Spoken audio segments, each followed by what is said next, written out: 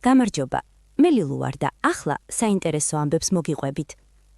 მომღერალმა თამუნა ამონაშვილმა და მისმა მეუღლემ რეზიკო არჩვაძემ გადაწყვიტეს ტყუპები ძიძის გარეშე გაზარდონ.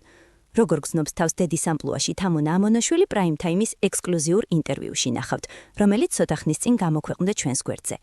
სანქციების მიუხედავად რუსთავი 2-ის რეალიტი შოუ ჰაუსში წუხელ-მორიგი დაპირისპირება იყო. ურთიერთობის განმუხტვაში დაცვაც კი ჩაერია. პარალელურად შოუში 3 აუთსაიდერი გამოვლინდა. პროექტში დარჩენისთვის მარიამი, ლილე და გვანცა იბრძოლებენ. ფსიქოლოგებმა საინტერესო ახსნა მოუძებნეს იმ ამბავს, რატომ ათვალიერებენ ძალიან ხშირად ადამიანები ყოფილი შეყვარებულების სოციალურ გვერდებს. თუ კი ამას აკეთებთ, ყველაზე მთავარი მიზეზი ის გახლავთ, რომ თქვენ არ ხართ მზად გაუშვათ თქვენი პარტნიორი. ალბათ ისევ გიყვართ. ასეთია ფსიქოლოგთა დასკვნა. ამ და სხვა საინტერესო ამბებს პრაიმ თაიმის საიტზე წაიკითხავთ. ვინც ელოდებით ამაზონის სერიალის ბეჭდების მბრძანებელი ძალაუფლების ბეჭდების მესამე სეზონის გამოსვლას გეტყვით, რომ მისი გადაღებები უკვე დასრულდა. ლოს-ანჯელესში კი ოქროს გლობუსის დაჯილდოვების ნომინანტები დასახელდნენ.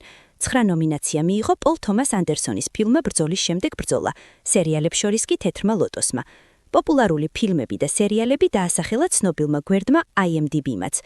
გამარჯვებული ჯეიმს განის სუპერმენი გახდა. მე კი ბედნიერ განწყობას გისურვებთ. შეხვედრამდე.